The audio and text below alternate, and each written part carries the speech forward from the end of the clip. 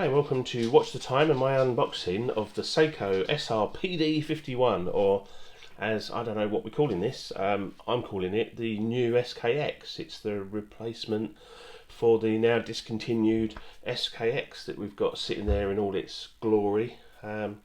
So there's been lots talked about this new Seiko 5, I think they call it the Seiko 5 Sports, but the case shape looks the same. It looks very similar to the SKX, but it's been upgraded in some areas, downgraded in others. It's certainly not the SKX replacement that everyone wanted.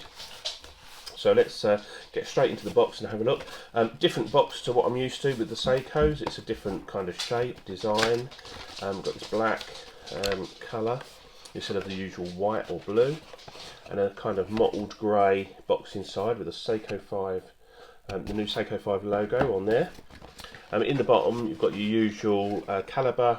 This is the 4R36 and warranty etc. in there. So let's just get rid of that. So here's the box. Very minimalist packaging, I don't mind that at all. There's nothing fancy about the box. Get straight into it. There's a little hang tag there, I'll just show you that.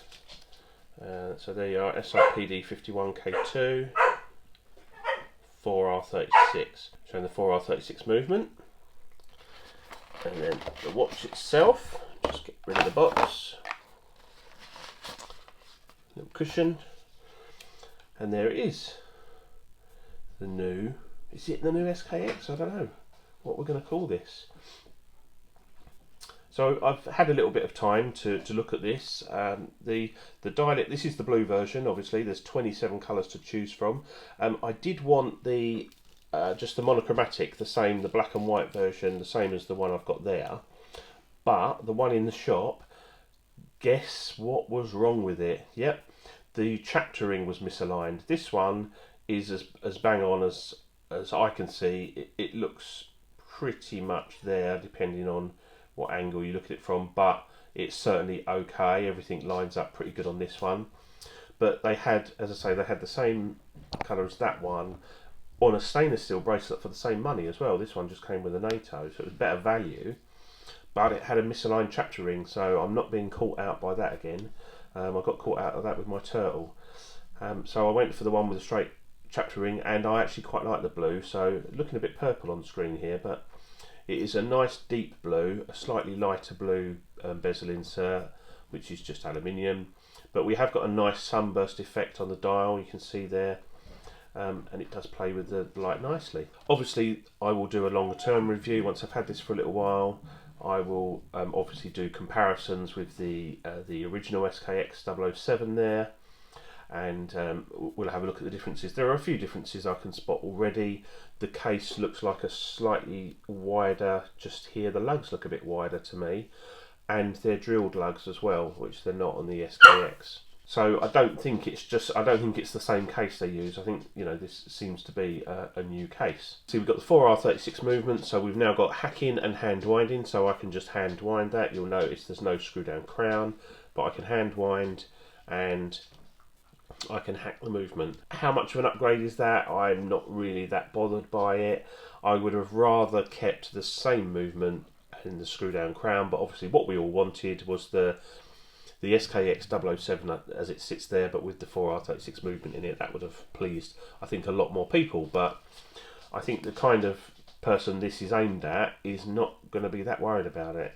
So bottom line, you get it out, it's a nice looking watch, the strap's nice, the buckle's nice, it's all brushed, it's got Seiko on it. I'll get it off this strap and show you the case back, because now we haven't got the well, I haven't looked, but I don't think we've got the Tsunami logo anymore. We've got a display case back because it's the Seiko 5. So let's just whip that off, have a little looky. There you have it, 4R36, already grubby. And you can see, let's just show you the crown action there. So as you can see, you can just screw, you can pop it out. When it's out, it's obvious it's out, you know, but there is a chance there that you could accidentally leave that out. And for me, it's not about the, let's talk about it, it's not about the waterproofness. or the fact that it's a certified diver. It's that extra kind of confidence that you have in a watch that has a screw down crown and a certified 200 metres water resistance. But I guess there's a cost involved in that, and I think Seiko are going for a slightly different market with this watch. You know, they've made that decision to not worry about it being a certified diver anymore. While I've got the strap off, I'll just show you around the case. So the bezel looks pretty similar to me. Obviously the case shape and design looks similar. I don't know, that looks thinner to me, the case. Looks a bit thinner. Obviously drilled lugs there. Brushed on top. Lovely polishing on the side there.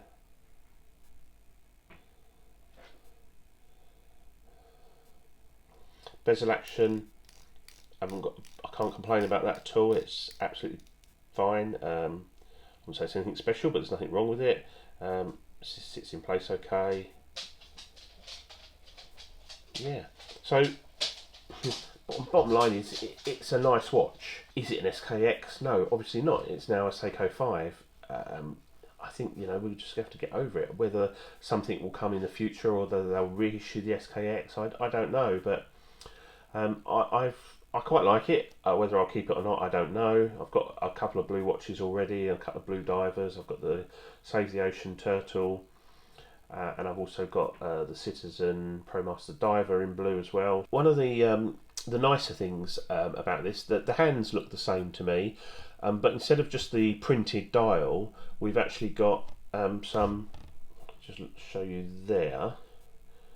The Seiko wording looks like it's applied, but the indices look like they've got, well, they're applied indices and they're filled with lume. Whereas if you look at the original, it's just a printed dial, very basic. So I didn't realise at first what it was about the dial that sort of made me think, actually, yeah, I quite like it. I mean, it's a hint of Rolex about it, but yeah, it's the applied markers with the surround around them. Just adds a little bit of class, I think, to the watch. And I'm kind of struggling to have a problem with the fact that this is only now 100 metres water resistant and no screw down crown. It kind of doesn't bother me as much as I thought it would, and I think the fact that it's a nice watch, it's got good movement in it, kind of trumps that in a way. I don't know. I'm going backwards and forwards on the whole screw down crown issue. It's still sealed, it's still water resistant, it's not a dive watch anymore. If you want that, you're going to have to go for a Turtle or a Samurai, or, you know, something else, a Sumo maybe, if you're looking at obviously Seikos. But you know, as a daily wear watch, that's a sporty watch that you can wear in water, wear when you're swimming, splash about in, you know, it fulfills all of those kind of requirements quite nicely, and it's a nice looking watch. I'm just going to pop it on wrist for you. Okay, so there it is on my just over 7-inch wrist. I mean, it's you know, it's the SKX shaped case. It wears really nicely. I do think it looks a bit narrower, but when I do the comparison, we'll cover that off. The strap, I've got no reason to change it. It's just a NATO, but it's a nice one. It's got a nice buckle, nice keepers. It's comfortable. It feels like it's nicely made, so I haven't got a problem with that. Yeah, and let's just move it a little bit further away, just to give you an idea of it on the wrist. Definitely looks a little bit thinner, doesn't it, than a standard SKX. There you go. I'm happy with it at the moment. As I say, whether I'll keep it or not is another matter, but I would thoroughly recommend it. Not particularly expensive watch. In the UK, the retail price is 250 quid. Personally, I wouldn't pay that for it. I'd certainly want a little bit off that, and I didn't pay that for it. I did get it a little bit cheaper than that, so I'm happy with what I paid for it. And I think as a value for money proposition and a standalone watch, it's absolutely fine. Whether it will have the iconic status that, you know, this SKX 007 has is another matter, but only time will tell. You know, they may sell a lot more of them than the SKX. I don't know how popular it's going to be, but from my point of view, I'm just here to show you, give you my thoughts. I'm happy with it. If someone gave me this watch as a gift, or if I bought this watch as an everyday piece, just as an everyday sports beater watch, I'd be more than happy with it. And so the usual excellent Seiko lume, Only thing I would say about that is there's no loom pip in the bezel anymore. Another downgrade. As I say, watch this space. There'll be a longer term review once I've worn it for at least a week. Will be coming up, and then we'll do the obvious comparison video to the SKX 007, and I've got a 009 as well we can compare it to, and I've got an interesting video coming as well because I want to talk about the SKX 013 because that's been discontinued and there's no replacement as far as I can see. There isn't a smaller version of this. There's 27 versions, none of them are small versions, so I think the interesting discussion will be what's happened about the SKX 013. Anyway, thanks for watching. Like, subscribe, comment. Love to hear your comments on this watch and your opinions on it. Do the upgrades of the drilled lugs and the upgraded movement trump and the upgraded dial? Do they trump the utilitarian look and feel, and also the screw down crown and diver certifiedness of the original? Thanks for watching. This is Watch the Time. I'll see you soon. Cheers, bye.